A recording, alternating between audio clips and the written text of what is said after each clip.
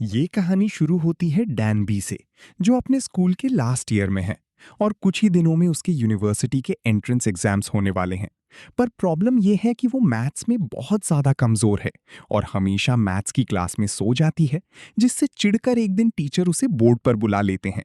लेकिन वो कुछ भी सॉल्व नहीं कर पाती और टीचर सबके सामने उसे डांट देते हैं। घर लौटकर वो पढ़ाई छोड़कर फोन चलाने और गाने सुनने में लग जाती है, जिसे देखकर उसकी मम्मी गुस्सा होती हैं और ताना मारती हैं कि अगर वो जितनी लगन से गाने याद करती है उतने में मैथ सॉल्व करती तो जीनियस बन जाती। साथ ही मजाक में कहती हैं कि ये कमजोरी उसे अपने पापा से मिली है और इस हाल में उसे कोई कॉलेज नहीं मिलेगा। लेकिन डैनी को सबसे ज्यादा चिढ़ तब आती है जब उसकी मम्मी टीवी पर वही पुराने हिस्टोरिकल ड्रामे लगाने लगती हैं। परेशान होकर डैनी अपनी फ्रेंड के घर चली जाती है, जो उसे याद दिलाती है कि कॉलेज में एडमिशन का ये उसका आखिरी मौका है और अगर वो फेल हुई तो उसका कोई फ्यूचर नहीं होगा। अगली सुबह डैनी की आंख देर से खुलती है और वो हड़बड़ी में एग्जाम के लिए भागती है। उसकी मम्मी उसे अच्छे कॉलेज में जाने की दुआ देकर विदा करती हैं। डैनी बस में भी मैथ्स पढ़ने की कोशिश करती है, पर एग्जाम सेंटर पहुंचते ही वो जल्दबाजी में अपना छाता बस में ही भूल जाती है। एग्जाम बिल्डिंग के सामने आते ही वो डर और घबराहट से घिर जाती है, क्योंकि उसकी तैयारी नहीं थी और फेल होने के डर से वो वहां से भागकर बारिश में बैठ जाती है और गायब हो जाने की विश करने लगती है। तभी उसके सामने पानी का एक गड्ढा बनता है और जैसे ही वो उसके पास जाती है, उसे अजीब कपड़ों में कुछ लोग बारिश के लिए प्रेयर करते दिखते हैं, जो कह रहे थे कि 3 साल से सूखा पड़ा है और लोग मर रहे हैं। अचानक डैनी उस गड्ढे में गिरकर डूबने लगती है, लेकिन मरने के बजाय वो उसी जगह एक बिल्कुल अलग दुनिया में बाहर निकलती है, जहां कंफ्यूज होकर वो लोगों से पूछती है कि क्या यहाँ किसी नाटक की शूटिंग चल रही है। राजा उसे इस तरह बोलते देख डर जाता है और उसे राक्षस समझकर चिल्लाता है, जिस पर डैनी कहती है कि वो सिर्फ एक हाई स्कूल स्टूडेंट है। पर उसकी ये भाषा उन लोगों को कोई जादुई मंत्र लगती है, जिससे उनका डर और बढ़ जाता है और सैनिक उसे तलवारों से घेर लेते हैं। तलवारें असली देखकर डैनी घबरा जाती है और खुद को बचाने के लिए नाटक करते हुए कहती है कि वो गॉड से बारिश मांगने आई है। लोग उसकी बात को प्रार्थना की तरह दोहराते हैं, पर जैसे ही वे सिर उठाते हैं, डैनी वहां से भाग चुकी होती है। वो शाही कपड़ों वाले कमरे में छिपकर एक पुजारी का भेष बदलती है और राजा की मीटिंग में घुस जाती है, जहां राजा अंधविश्वास छोड़ साइंस और मैथ्स पढ़ने की बात करता है। पर मुख्य पुजारी इसका विरोध करते हुए कहता है कि मैथ्स भी एक अंधविश्वास है और नेचर को इक्वेशन से नहीं समझा जा सकता, बल्कि सूखा इसलिए पड़ा है क्योंकि भगवान राजा से नाराज हैं और इसका एकमात्र उपाय राजा और रानी का पवित्र अनुष्ठान है। डैनी वहां से अपना फोन ढूंढने निकलती है, पर पकड़ी जाती है और जब वो राजा का इंतजार करते हुए सोचती है कि बारिश होते ही वो भाग जाएगी, तब राजा उसे बताता है कि 3 साल से बारिश नहीं हुई है और वो उसे पसंद नहीं करता, इसलिए उसे तुरंत मौत की सजा दी जाए। डैनी हाथ जोड़कर भीख मांगती है कि वो फ्यूचर से आई एक स्टूडेंट है जिसे हिस्ट्री का बहुत नॉलेज है, और जब बात नहीं बनती तो वो कहती है कि वो मैथ्स में बहुत तेज है, जिससे इंप्रेस होकर राजा उसकी सजा रोक देता है और उसे पाइथागोरस थ्योरम का एक सवाल हल करने को देता है। डैनी पहले तो लिखावट न समझने के कारण उलझती है, पर थ्योरम पहचानते ही उसे तुरंत सॉल्व कर देती है, जिसे देखकर राजा दंग रह जाता है, क्योंकि उसके विद्वानों को इसमें 3 दिन लगते थे। और उसी पल से सब डैनी को गोसम नाम का मेल स्कॉलर मानने लगते हैं। राजा उसे लोगों को मैथ सिखाने का काम सौंपता है और वादा करता है कि सक्सेसफुल होने पर वो उसे घर जाने देगा। लेकिन खुद राजा ही उसका पहला स्टूडेंट बनता है, जिसे गिनती भी नहीं आती थी। तो डैनी उसे बेसिक नंबरों से लेकर जोड़ घटाना और गुणा सिखाती है। आगे चलकर एक राइवल म्यूजिशियन के साथ मैथ्स का कंपटीशन तय होता है, जिसमें हारने पर डैनी को सजा मिल सकती थी। इस बीच पढ़ाई के दौरान गलतियां करने पर डैनी गुस्से में राजा को मार भी देती है, जिससे सैनिक उसे मारने दौड़ते हैं, पर राजा हंसकर टाल देता है और रानी के आने पर भी मैथ्स के पेपर छिपाकर म्यूजिक की प्रैक्टिस का नाटक करने लगते हैं। एक दिन राजा डैनी को भूखा देखकर अपने साथ खाना खिलाता है, पर खाना पसंद न आने पर डैनी उसे किचन में ले जाकर अपने बैग से तीखे इंस्टेंट नूडल्स बनाकर खिलाती है, जो राजा को बहुत पसंद आते हैं। लेकिन अगली सुबह राजा दर्द से चिल्लाता है और कान पर तावीज बांधकर डैनी पर ब्लैक मैजिक का आरोप लगाता है। डैनी उसे समझाती है कि ये कोई जादू नहीं बल्कि मिर्च का असर है, और जब राजा पेट और दिल के बारे में पूछता है तो डैनी उसे इंसानी बॉडी के पार्ट्स और धड़कन के बारे में बताती है कि जब वो किसी से प्यार करेगा तो उसे ये धड़कन महसूस होगी।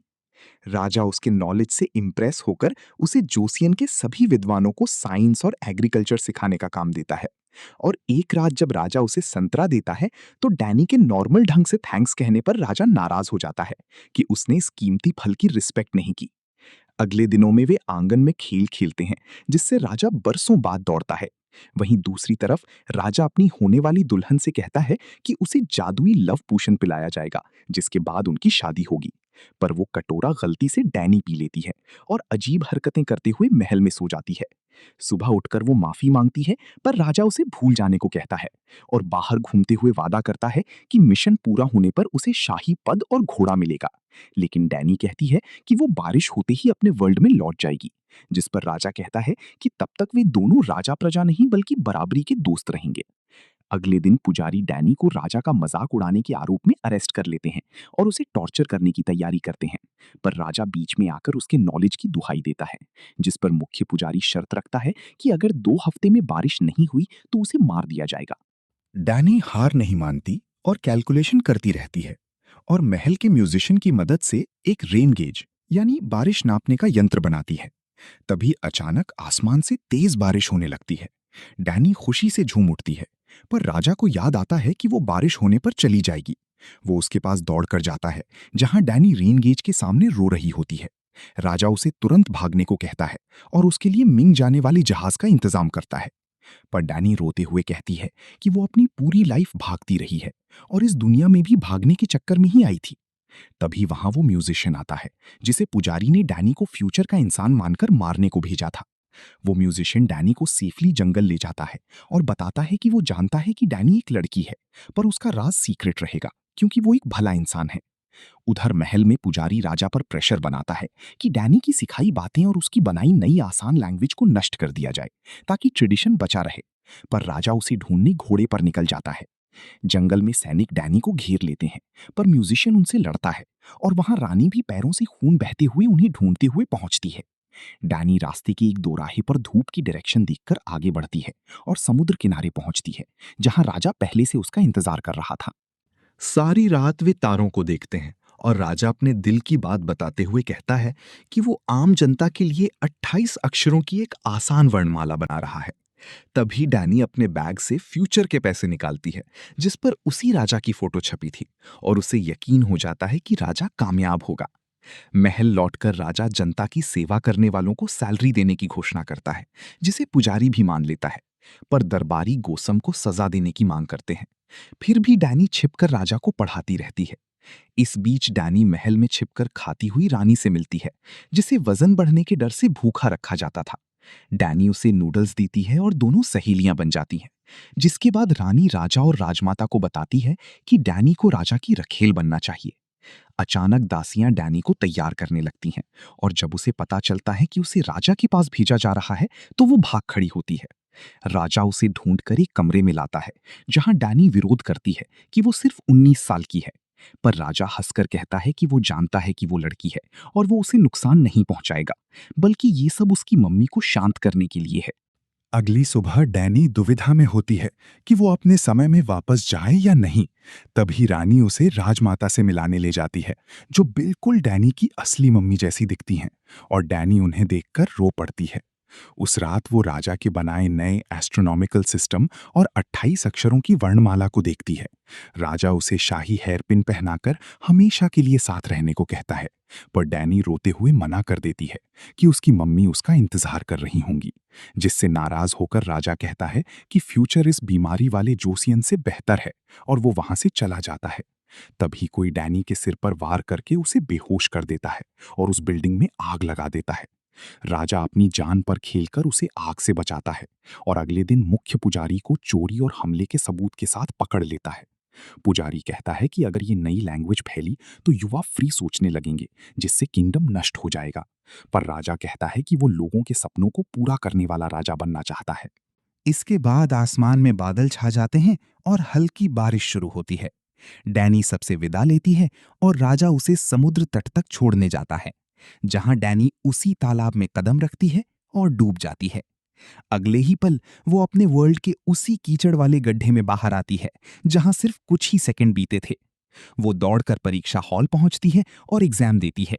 फिर घर जाकर अपनी मम्मी को गले लगा लेती है, क्योंकि इस सफर ने उसका नजरिया पूरी तरह बदल दिया था। महीनों बाद जब वो स्कूल से बाहर आती है तो अचानक बारिश होने लगती है और कोई उसके सिर पर छाता लगाता है। डैनी ऊपर देखती है तो उसे बिल्कुल जोसियन के राजा जैसा दिखने वाला एक लड़का मिलता है, जो मुस्कुराकर कहता है कि हम बहुत पहले बस में मिले थे जब तुम्हारा छाता छूट गया था। और यहीं पर यह कहानी खत्म होती है। अगर आपको ये वीडियो पसंद आया हो तो कमेंट में जरूर बताएं, और अगली वीडियो में आप किस फिल्म की समरी देखना चाहते हैं।